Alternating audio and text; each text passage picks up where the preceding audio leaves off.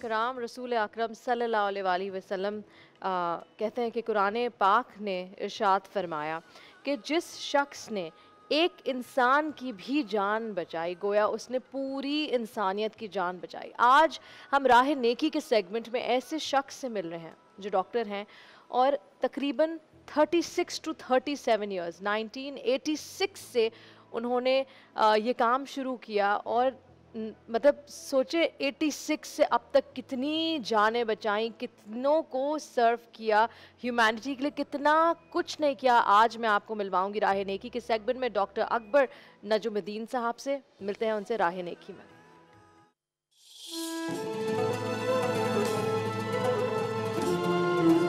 साथ मौजूद हैं डॉक्टर अकबर नजुमुद्दीन साहब, डायरेक्टर हैं फातमीद फाउंडेशन के। अस्सलाम वालेकुम। वालेकुम सलाम मैम। डॉक्टर साहब, आपने लंदन में सारी डॉक्टरी की, वहाँ काम किया, सब कुछ करने के बावजूद, और ये सब हम जानते हैं कि डॉक्टर्स को कितना वैल्यू करते हैं बाहर मुल्क में, और लंदन जैसे शहर में सब छोड़ छाड़ के आप पाकिस्तान आ गए और यहाँ भी आप प्राइवेट इदारों में काम कर सकते थे, मगर फातमीद फाउंडेशन ही क्यों? मैम पहले तो ये है कि पहले तो मैं थैंक यू करूँगा for inviting me on your show. जहाँ तक सारी बात है, जब मैं डॉक्टर बन रहा था और जब मैं डॉक्टर बन गया तो मैंने सोचा कि मैं डॉक्टर हूँ for my family, for my relatives, for my community, for my nation and for my neighbours and for everybody in Pakistan.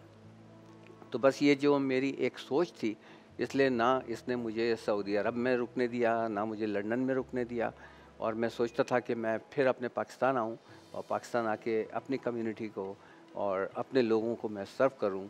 और शुक्र अल्हम्दुलिल्लाह मैं बहुत मुतमईन हूँ। सो डॉक्टर साहब, मुझे बताएं कि ये जो कंट्रीब्यूशन है फातमीद फाउंडेशन की, ये तो सब जानते हैं, लेकिन तमाम देखने वाले जो ये ट्रांसमिशन बाहर मुल्क में भी देख रहे हैं, उनको बताएं कि आप लोग कितना पेशेंट का इनफ्लो होता है और थैलेसीमिया के लिए क्या क्या काम कर रहा है फातमीद फाउंडेशन। मैम थोड़ा सा फातमीद फाउंडेशन का मैं इंट्रोडक्शन दूँ। फातमीद फाउंडेशन 1978 के अंदर फातमीद की एग्जिस्टेंस होती है, यानी पिछले 45 साल पहले। फिर इसके बाद फातमीद एक स्टार्ट हुआ, एक इमरजेंसी मेडिकल सेंटर से स्टार्ट हुआ। इसके बाद लोग इनमें आते गए, वॉलंटियर्स आते गए, और फिर इसके बाद 1980 के अंदर फातमीद फाउंडेशन ने अपना ब्लड बैंक कायम किया। वो ब्लड बैंक को इतनी रिकग्निशन मिली कि कहा गया कि ये पाकिस्तान का सबसे बड़ा ब्लड बैंक है और second in south east Asia after Japan.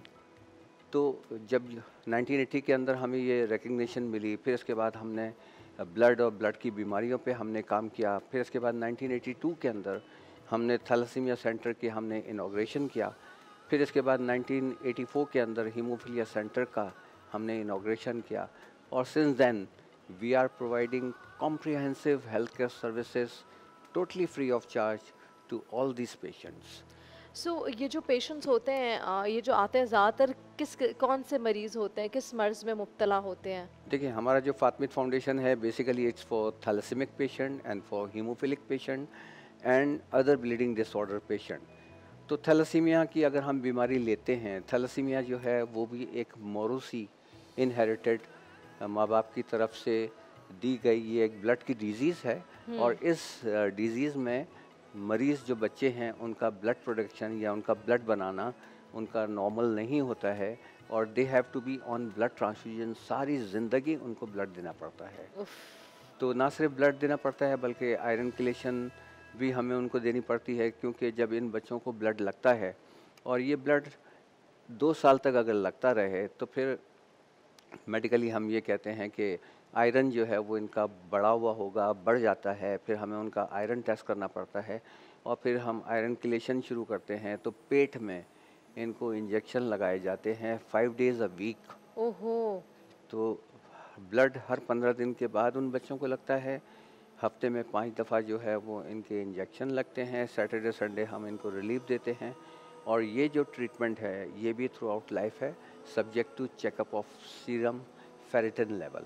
तो आयरन लेवल हमें देखना पड़ता है, अगर बिल्कुल नॉर्मल है तो फिर हम इसको स्टॉप कर देते हैं। अदरवाइज़ ब्लड ट्रांसफ्यूजन के साथ साथ हमें आयरन किलेशन भी इनको देना पड़ता है, और फिर इसके बाद इसमें स्प्लेनेक्टमी भी है। फिर अगर हम ट्रीटमेंट के लिए जाते हैं तो इट्स तो अ डॉक्टर बोन मैरो साहब ये जो ट्रांसप्लांटेशन शेड्यूल। तमाम काम हो रहे हैं, क्योंकि इसमें एक काम नहीं हो रहा, इसमें टेस्ट होते हैं, बार बार टेस्ट चेक करना, और ये भी मतलब हर चीज़ में यकीनन एक अमाउंट लगती है। तो ऑन एवरेज आपका एक पेशेंट पे कितना खर्चा लगता है? मैम अगर थैलेसीमिया की अगर बात करें तो ये that cost around 32 to 35,000 per month पर एक मंथ? बच्चे का। और एक पेशेंट तो नहीं होता, बिकॉज मैं एक शुरू में शो भी किया करती थी, तो वहाँ फातमीद फाउंडेशन के रिप्रेजेंटेटिव्स आए थे और मुझे जी और बच्चे भी आए थे, तो वो I mean you hear of thalassemia and then आपके नेक्स्ट चीज़ जो आपके जहन में आती है फातमीद फाउंडेशन होती है। एग्जैक्टली।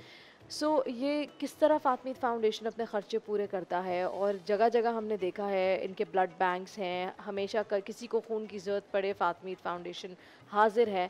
तो इनके आप लोग के अखराजात कैसे पूरे होते हैं? ठीक है मैम। अच्छा, मैंने थोड़ा सा आपको थैलेसीमिया के बिल्कुल। बारे में तो बताया, हीमोफीलिया और जो अदर ज़रूर। ब्लीडिंग डिसऑर्डर्स है थोड़ा सा मैं इसका भी बिल्कुल। ब्रीफ कर दूं।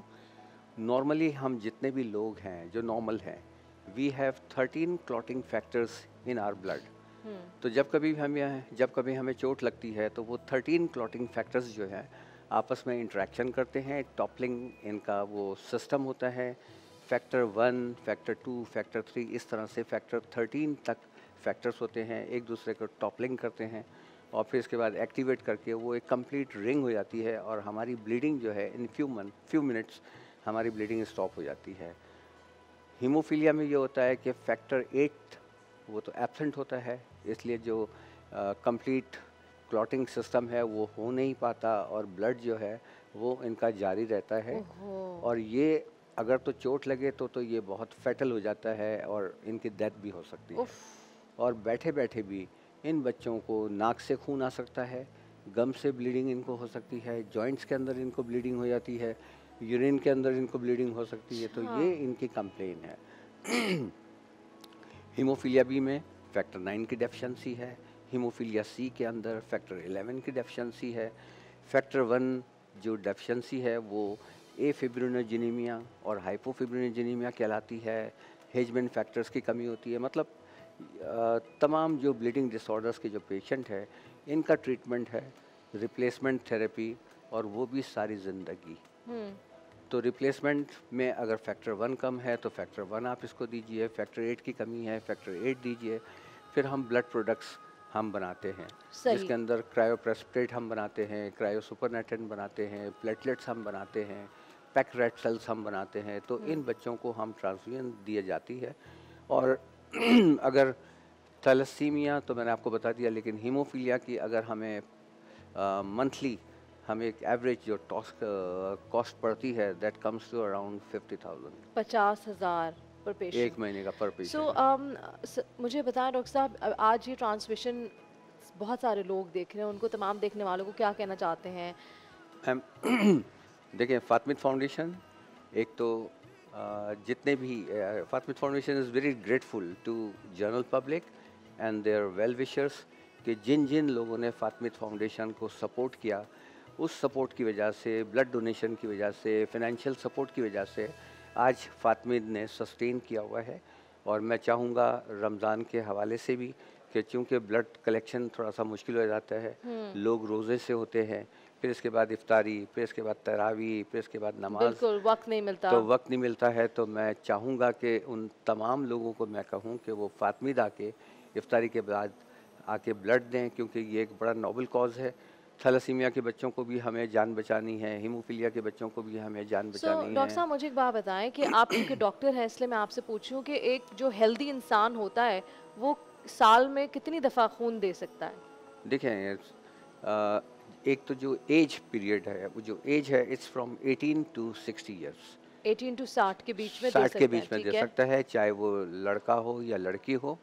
और हर 3 महीने के बाद ब्लड डोनेट कर सकता है। जो मेडिकल साइंस कहती है कि हर 3 महीने हर के 3 बाद महीने आप के बाद दे सकते हैं, और बिल्कुल बेसिकली ये और मजीद आपका फिर साफ खून बहुत बनता है, अच्छा तो खून बनता ये है। बिल्कुल इंसान के लिए अच्छा होता है खून बिल्कुल, देना। क्योंकि एक तो बड़ा हेल्दी प्रोसेस है। बिल्कुल। और जो आप देते हैं वो तो फौरन रिप्लेसमेंट हो जाता है, and replacement in just 6 hours. In just 6 hours? बिल्कुल ब्लड बनता है, फिर इसके बाद उसमें मैच्योरिटी होती है, फिर इसके बाद आप 3 महीने के बाद फिर आप ब्लड दे सकते हैं। बिल्कुल। और फिर इसके बाद ये आपकी जितने ब्लड के फंक्शंस हैं कि जो ब्लड हमें जिस फंक्शन के लिए हमारे जिस्म में है, फ्रेश ब्लड बनता है तो सारा जो सिस्टम है वो सारा इम्प्रूव हो जाता है। और कितनी देर लगती है? मेरे ख्याल से 20 मिनट। हाँ, 10 मिनट्स जो है वो डोनेशन का टाइम है, 10 मिनट्स हम रेस्ट कराते हैं ताकि जो सर्कुलेशन है वो इस्टेब्लिश हो जाए और देने वाले को कोई भी प्रॉब्लम ना हो। और फिर इसके बाद जो उनको फ्लूइड रिप्लेसमेंट दिया जाता है, क्योंकि उन्होंने ब्लड तो दिया है तो उनको फ्लूइड रिप्लेसमेंट भी हम देते हैं। और इसके बाद विद सम कैलोरीज, तो आपने जूस दिया और बिस्किट दे दिया तो यहाँ जितने भी नाज़रीन इस वक्त टेलीविज़न स्क्रीन देख रहे हैं, हम लोग मुख्तलिफ़ तरीक़ों से दूसरों की मदद करते हैं, माल से करते हैं, तो कभी सदका कहते हैं, देखना भी एक सदका है, स्माइल करना सदका है, प्यार से मोहब्बत से किसी से पेश आना सदका है। तो यहाँ अगर आप बग़ैर आपका कुछ चीज़ खर्च हुए भी अगर आप अपना खून दे सकते हैं और किसी की जान बचा सकते हैं, तो इससे बढ़ के क्या बात होगी। आगे बढ़ें। और उसके अलावा मेरे ख्याल से तमाम डिटेल्स फातमीत फाउंडेशन की आपके सामने स्क्रीन पे आ रही है, अकाउंट की डिटेल्स भी, जिस तरह भी आप मदद कर सकते हैं, आप अपने मुल्क की मदद करें, आप इंसानियत की मदद करें। आप वक्त हुआ एक छोटी सी ब्रेक का, ब्रेक के बाद हम वापस हाजिर होंगे। देखते रहिए नूर रहमान इश्क रमज़ान।